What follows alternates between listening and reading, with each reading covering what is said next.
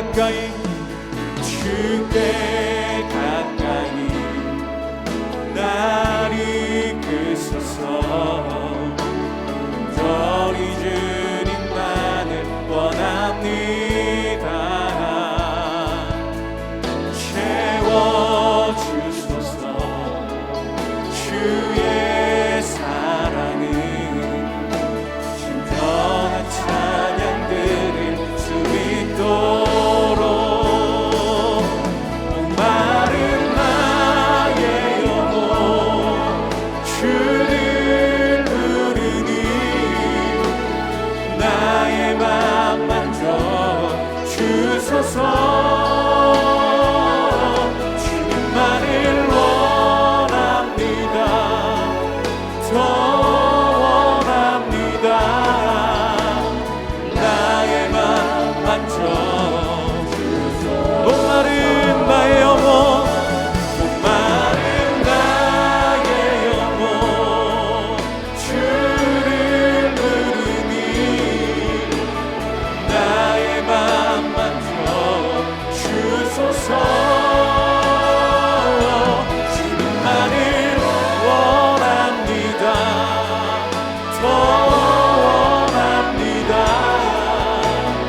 나의 맘 만져 주님만을 원합니다. 주님만을 원합니다. 더 원합니다. 나의 맘 만져 주소서.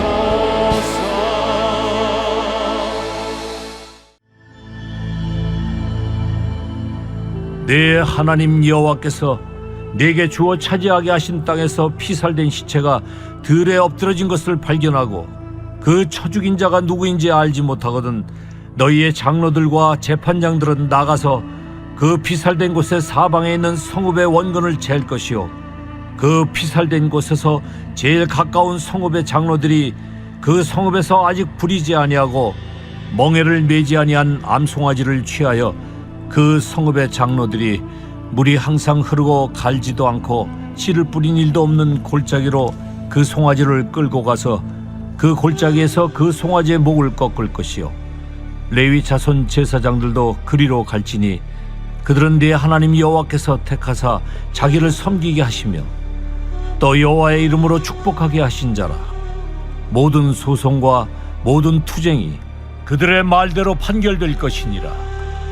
그 피살된 곳에서 제일 가까운 성읍의 모든 장로들은 그 골짜기에서 목을 꺾은 암송아지 위에 손을 씻으며 말하기를 우리의 손이 이 피를 흘리지 아니하였고 우리의 눈이 이것을 보지도 못하였나이다. 여호와여, 주께서 속량하신 주의 백성 이스라엘을 사하시고 무죄한 피를 주의 백성 이스라엘 중에 머물러 두지 마옵소서 하면 그 피 흘린 죄가 사함을 받으리니 너는 이와 같이 여호와께서 보시기에 정직한 일을 행하여 무죄한 자의 피 흘린 죄를 너희 중에서 제할지니라. 내가 나가서 적군과 싸울 때에 내 하나님 여호와께서 그들을 내 손에 넘기심으로 내가 그들을 사로잡은 후에 내가 만일 그 포로 중에 아리따운 여자를 보고 그에게 연연하여 아내를 삼고자 하거든 그를 네 집으로 데려갈 것이요 그는 그 머리를 밀고 손톱을 베고 또 포로의 의복을 벗고 네 집에 살며 그 부모를 위하여 한 달 동안 애곡한 후에 내가 그에게로 들어가서 그의 남편이 되고 그는 네 아내가 될 것이요 그 후에 내가 그를 기뻐하지 아니하거든 그의 마음대로 가게 하고 결코 돈을 받고 팔지 말지라. 내가 그를 욕보였은즉 종으로 여기지 말지니라. 어떤 사람이 두 아내를 두었는데 하나는 사랑을 받고 하나는 미움을 받다가 그 사랑을 받는 자와 미움을 받는 자가 둘 다 아들을 낳았다 하자. 그 미움을 받는 자의 아들이 장자이면 자기의 소유를 그의 아들들에게 기업으로 나누는 날에 그 사랑을 받는 자의 아들을 장자로 삼아 참장자 곧 미움을 받는 자의 아들보다 앞세우지 말고 반드시 그 미움을 받는 자의 아들을 장자로 인정하여 자기의 소유에서 그에게는 두 몫을 줄 것이니 그는 자기의 기력의 시작이라. 장자의 권리가 그에게 있음이니라. 사람에게 완악하고 패역한 아들이 있어 그의 아버지의 말이나 그 어머니의 말을 순종하지 아니하고 부모가 징계하여도 순종하지 아니하거든 그의 부모가 그를 끌고 성문에 이르러 그 성읍 장로들에게 나아가서 그 성읍 장로들에게 말하기를 우리의 이 자식은 완악하고 패역하여 우리 말을 듣지 아니하고 방탕하며 술에 잠긴 자라 하면 그 성읍의 모든 사람들이 그를 돌로 쳐 죽일지니 이같이 내가 너희 중에서 악을 제하라. 그리하면 온 이스라엘이 듣고 두려워하리라. 사람이 만일 죽을 죄를 범함으로 내가 그를 죽여 나무 위에 달거든 그 시체를 나무 위에 밤새도록 두지 말고 그날에 장사하여 내 하나님 여호와께서 내게 기업으로 주시는 땅을 더럽히지 말라. 나무에 달린 자는 하나님께 저주를 받았음이니라. 사랑하는 성도 여러분, 안녕하세요. 이 아침에도 하나님의 말씀 앞에 반응하고 그 말씀으로 하루를 살아갈 힘을 얻는 귀한 시간 되시길 축복합니다. 우리는 이 신명기 말씀을 묵상하고 있습니다. 신명기는요, 이집트를 출애굽하여 광야 40년 여정을 마치고 모세가 약속의 땅 가나안에 살게 될 새로운 세대, 신세대의 백성들에게 하는 설교입니다. 그 내용은 무엇이냐? 하나님을 왕으로 모시는 그의 백성들은 정결, 구별, 거룩하게 살아야 한다라는 하나님 나라 백성의 삶에 대한 구체적으로 다루는 말씀인 것이죠. 그래서 오늘 신명기 21장도 그러한 내용들을 다루고 있습니다. 약속의 땅에서 지켜야 할 사회적 법규를 다루죠. 그런데 이 내용이요, 와, 굳이 이런 내용까지 있어? 내가 이런 내용까지 읽어야 되나? 이건 너무 잔인한 거 아니야? 신명기 그냥 넘어가. 이런 생각이 들 정도로 구체적이고 당혹스러운 이야기들이 참 많이 나옵니다. 그런데 이 말씀은요, 그렇게만 보고 넘어가면 이해하면 안 됩니다. 왜 그렇게 구체적이고 다양하고 세세한 규범들이 있냐? 그만큼 하나님은 우리가, 하나님의 백성이 거룩하길 바라신다는 거예요. 거룩하길 바라신다는 것은 무엇입니까? 하나님께서 그만큼 내가 너와 가까이 있고 싶어. 내가 너와 함께 있고 싶어. 그런데 나와 함께 하려면 너희가 정결해야 해. 가나안 백성들과는 다르게 구별돼야 하고 거룩해야 한단다라는 의미인 것이죠. 하나님이 이 마음이 너무 크시기에 백성이 정결하게 사는 규범들을 그만큼 많이 제시해 두신 것이죠. 우리가 좀 이러한 마음을 갖고 이 신명기를 보셔야만 합니다. 네, 정말 다양한 내용들이 나옵니다. 이 1절부터 9절에는요, 그 피살된 시체를 보게 되었을 때, 원인을 알 수 없는 그 사유의 시체를 보게 되었을 때, 살인자를 알 수 없는 이 사건을 어떻게 처리해야 되냐는 문제를 다루고 있고요. 그 이후에 10절부터 14절에는 이스라엘이 적군과 전쟁으로 승리했을 때, 그 전쟁에서 포로가 된 여인을 아내로 삼게 되는 문제, 결혼하게 되는 문제를 다루고 있습니다. 또 그 다음에 15절부터 17절에는요, 이런 문제도 있습니다. 장자를 결정하고 상속권 문제인데, 아내가 만약에 둘일 때, 둘 중에 덜 사랑하는 아내의 아들이 장자일 경우 어떻게 해야 되는지 차별받지 않도록 하는 법들이 있습니다. 내가 좋아하는 아이를 맘대로 장자로 삼는 것이 아니라 하나님의 법대로 하게 하는 것이죠. 또 18절부터 21절에는 부모님의 말씀에 순종하지 않고 게으르고 매일 술에 취해 있는 아들이 있을 때 어떻게 그 패역한 자녀를 벌해야 하는지를 나타내고 있습니다. 자, 어떠신가요? 엄청 세밀하다는 생각이 안 드시나요? 뭔가 일상적이지는 않지만 종종 발생할 수도 있는 일까지 언급하시는 아주 섬세하시고 세밀하신 하나님의 마음을 우리가 이 말씀을 통해 볼 수 있습니다. 이런 내용을 읽으며 신명기 진짜 어렵다. 내가 꼭 이런 것까지 알아야 하나? 라는 게 아니라 그만큼 하나님의 함께 하시고픈 절절한 마음, 그의 백성을 정결케 해서 더 가까이 사랑하며 관계하고 싶은 마음을 느끼셔야 한다고 했습니다. 그리고 특히 우리가 이 율법 안에서 느낄 수 있는 하나님의 은혜들이 있는데요. 이 율법 안에서 첫 번째는 생명을 소중히 여기시는 하나님의 마음, 은혜가 담겨 있습니다. 아니 목사님 뭐만 하면은 막 돌로 쳐 죽이라 하고 심지어 소중한 내 아들이 말을 안 들으면 술 마시기를 좋아하면은 돌로 쳐 죽이라는 무시무시한 말씀이 있는데 어딜 봐서 그런 생명 존중 이런 은혜가 있나요? 그쵸? 게다가 구약을 읽으면 또 이런 오해도 많이 듭니다. 아무리 봐도 구약의 하나님은요, 신약의 하나님과 다른 것 같아요. 구약의 하나님은 너무 무섭고 구약의 하나님은 엄격하고 사랑보다 공의에 더 치우쳐 있는 것 같아요. 율법은 무시무시하고 생명 존중을 안 하는 것 같습니다. 이런 생각 한 번쯤은 이 구약을 읽으며 또 율법을 읽으며 해보신 적 있으시죠? 하지만 여기에는요, 이 구약에는, 신명기에는 하나님의 그런 모습이 담긴 책이 아닙니다. 이게 당시의 배경을 잘 생각하면서 읽으면, 이 무시무시해 보이는 율법을 읽으면요, 배경을 생각하면 당시 사람들은 분명히 이 말씀을 접했을 때 정말 말도 안 되는 엄청나게 따뜻한 하나님의 은혜를 그들은 발견할 수 있었을 겁니다. 한번 당시 배경을 생각해 볼까요? 당시에는요, 오늘날과 지금과 모든 것이 다릅니다. 물론 기술력이 다르고 생활도 다르고 하지만 가장 큰 차이는 이렇게 말할 수 있어요. 뭐냐면 인권, 생명에 대한 생각이 너무나 달랐습니다. 당시 고대 근동, 이 이스라엘 근처에 있는 문화는요, 사람에 대한 인권, 생명 존중 그런 건요, 땅에 떨어진 시대죠. 우리나라 옛날에만 생각해도요.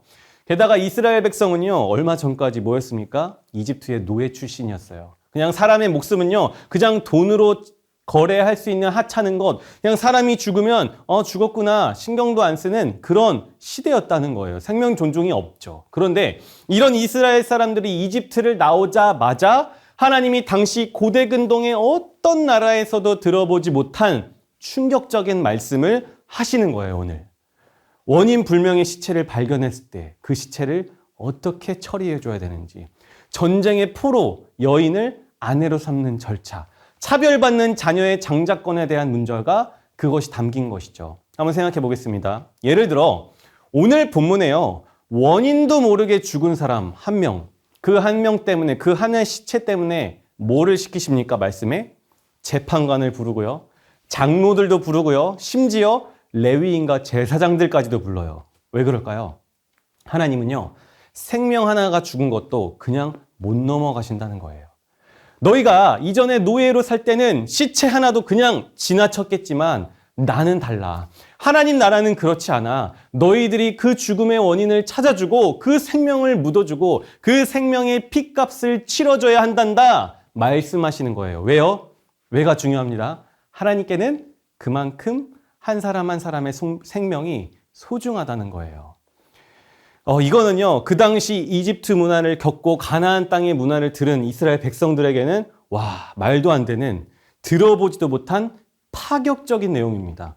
우상에게 산 사람까지 바치고 노예와 남녀 차별이 그냥 당연했던 인권이 땅에 버려진 시대의 이 말씀을 들으면요, 하나님은 다르시네.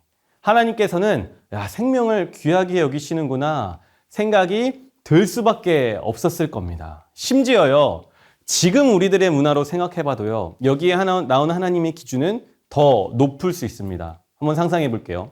우리가 사는 이 수원 용인에서 사람 한 명이 죽었다고 한번 쳐볼까요? 그러면 이 지역의 모든 공인들을 사람 한 명 죽었다고 다 부를까요?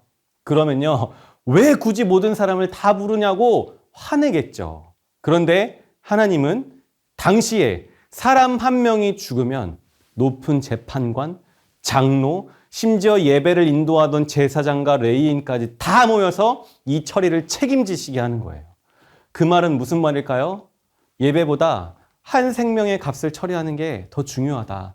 난 한 생명에 대한 이 문제가 해결되지 않으면 예배를 받을 수 없다. 이런 뜻이겠죠. 그리고 그렇게 높은 공인들을 싹 다 모으면 무슨 결과가 생길까요? 다음부터는 그런 일이 없을 수 있도록, 범죄가 안 생기도록 치안을 강화해 주겠죠. 생명을 더 귀하게 보겠죠. 왜 그럴까요? 그만큼 하나님께는 한 생명이 소중하고 중요하니까. 하나님은요, 단순히 이 말씀으로, 무거운 율법으로 하나님 당신의 엄격하고 잔인한 모습을 그냥 보여주시려는 게 아니라 하나님 나라의 가치는 어떠한지, 한 생명이 천하보다 귀하다는 것을 보여주는 거예요. 하나님께는 잃은 양 한 마리라도 하나님께는 너무 귀중하다는 겁니다. 즉, 이제 이 노예 생활을 탈출하여 막 이제 자존감이 바닥나고 인권이 바닥난 그들에게, 백성들에게, 얘들아, 너희는 더 이상 그냥 노예, 일하는 기계가 아니야. 너희는 나의 소중한 백성이며 한 생명, 한 영혼, 다 하나님의 형상을 한 나의 사랑받는 귀한 자녀란다. 이 사실을 알려주고 싶으신 것이죠. 당시에 이런 문화의 배경을 알고 오늘 이 신명기 율법을 들었으면 분명 이런 생각이 들었을 거예요. 오늘 다른 율법의 내용들도 그렇습니다. 한 생명의 죽음도 방치해서는 안 되는 것뿐만 아니라 심지어 전쟁의 포로, 어떻습니까? 포로인데 여자, 그들까지도 그들의 고향을 위해 슬퍼할 시간도 줘야 하고, 포로일지라도 정식으로 결혼 과정을 거쳐서 아내로 삼아야 한다. 포로들의 인권, 여인과 자녀들의 생명과 그들의 존중, 배려해 주시고 관심 가져주시는 하나님의 마음, 하나님 나라의 가치관이 보이는 것이죠. 사랑하는 성도 여러분, 그럼 오늘날 우리는 어떻습니까? 생명보다 물질이 우선되고 돈과 재산으로 사람을 업신여기고 인격을 모독하고 비하하고 폄하하고, 만약에 이러한 모습이 우리에게 있다면 이는요, 이 구약에서도 알 수 있는 하나님 나라의 가치관이 아닌 거예요. 한 생명을 소중히 여기고 존중하는 것, 그것이 약속의 땅을 바라보는 하나님의 백성들이 살아야 할 삶의 모습인 줄 믿습니다. 그렇게 이 율법서에서 발견할 수 있는 첫 번째 은혜는 생명을 소중히 여기시는 하나님의 마음이었습니다. 두 번째는요, 이 율법은 알수록 그리스도의 은혜가 더 크게 다가온다는 것입니다. 신명기 21장 22절부터 23절 마지막 절인데요. 사람이 만일 죽을 죄를 범함으로 내가 그를 죽여 나무 위에 달거든 그 시체를 나무 위에 밤새도록 두지 말고 그날에 장사하여 내 하나님 여호와께서 내게 기업으로 주시는 땅을 더럽히지 말라. 나무에 달린 자는 하나님께 저주를 받았음이니라. 아멘. 나무에 달린 자는 이 말씀에 뭐라고 하죠? 저주받은 자래요. 이 말씀이 중요한 이유는요, 신약에 가서 사도 바울이 복음을 설명할 때 이 신명기의 말씀을 인용하기 때문입니다. 갈라디아서 3장 13절입니다. 그리스도께서 우리를 위하여 저주를 받은 바 되사 율법의 저주에서 우리를 속량하셨으니 기록된 바 나무에 달린 자마다 저주 아래에 있는 자라 하였음이라. 오늘 신명기 말씀의 저주를 누가 받았대요? 예수 그리스도. 그리스도가 나 때문에 나무에 달리는 저주를 받는 것이죠. 이 관계를 통해 깨닫는 것은요, 이 구약의 율법이 있음으로 해서 신약의 그리스도의 은혜가 얼마나 큰지를 더 알 수 있고 더 깊게 들어갈 수 있다는 겁니다. 사랑하는 성도 여러분, 그러니 이 율법 많이 어렵죠. 무시무시해 보일 수 있습니다. 하지만 소망 드리는 것은 이 시편 119편 18절의 말씀, 내 눈을 열어서 주의 율법에서 놀라운 것을 보게 하소서. 내 눈을 열어 주의 율법에서 놀라운 것을 보게 하소서. 이 말씀처럼 성령님의 도움을 구해서 나의 눈을 열어주셔서 성령님께서 이 말씀에서, 이 율법에서 주의 은혜의 놀라움을 발견할 수 있도록, 그리스도의 더 큰 은혜를 발견하고 들어갈 수 있도록 구하시기를 간절히 소망합니다. 그러면 성령께서 이 신명기의 말씀을 통해서도 우리에게 하나님의 귀한 뜻 가운데로 이끌어 주실 줄 믿습니다. 신명기 10장 12절부터 13절을 읽고 말씀을 마치겠습니다. 이스라엘아, 내 하나님 여호와께서 내게 요구하시는 것이 무엇이냐? 곧 내 하나님 여호와를 경외하여 그의 모든 도를 행하고 그를 사랑하며 마음을 다하고 뜻을 다하며 내 하나님 여호와를 섬기고 내가 오늘 내 행복을 위하여 내게 명하는 여호와의 명령과 규례를 지킬 것이 아니냐. 아멘. 방금 13절에 이 신명기의 말씀을 우리에게 주신 이유를 명확히 언급하십니다. 무엇일까요? 너의 행복을 위하여 준 명령과 규례. 사랑하는 성도 여러분, 무엇이 참된 행복입니까? 하나님의 백성이 하나님의 백성답게 살아가는 것이 참된 행복인 줄 믿습니다. 하나님의 백성이 하나님만을 내 인생의 방향을 결정하시는 진정한 왕으로 모시고 왕의 말씀과 명령을 따라 내 인생을 설정하고 하루하루를 살아내는 그 삶이 백성에게는 참된 행복인 줄 믿습니다. 신명기에서요, 하나님의 최대 관심은 무엇입니까? 하나님 나라 백성, 우리들의 정결함이에요. 생명을 존중하고 이웃을 사랑하며 용서와 배려와 친절을 베푸는 그 나라만의 가치관을 따라 사는 삶인 것입니다. 율법은 다른 것을 말하는 것이 아닙니다. 하나님의 창조 질서의 원리를 지키고 생명을 귀히 여기며 형제를 돕고 건강한 가정을 세우는 것이 그것이죠. 즉, 이 신명기의 율법의 핵심은 하나님의 백성은 예배뿐만 아니라 삶에서 하나님의 백성답게 살아야 한다는 것을 강조하는 것입니다. 사랑하는 성도 여러분, 오늘도 하나님의 백성답게 살려고 애쓰시는 하루 되기를 간절히 축원합니다. 우리가 왜 그렇게 살아야 합니까? 왕의 명령이니까. 거룩하고 구별된 그분의 소유, 그분의 나라가 되기 위해. 함께 기도 제목을 읽고 기도하도록 하겠습니다. 성령 하나님, 말씀에 담긴 하나님의 놀라운 은혜를 발견하기 원합니다. 나의 눈을 열어주시사 주의 말씀에서 나에게 꼭 필요한 놀라운 은혜를 발견하게 하옵소서. 성령 하나님, 오늘도 하나님의 백성답게 살기 원합니다. 나를 가르치시고 인도하시사 삶으로 하나님의 영광을 드러내는 백성이 되게 하옵소서. 성령 하나님, 나에게 예수님을 닮은 모습이 있길 원합니다. 한 생명을 소중히 여기고 존중하는 따뜻한 모습이 내게도 있게 도와주시옵소서.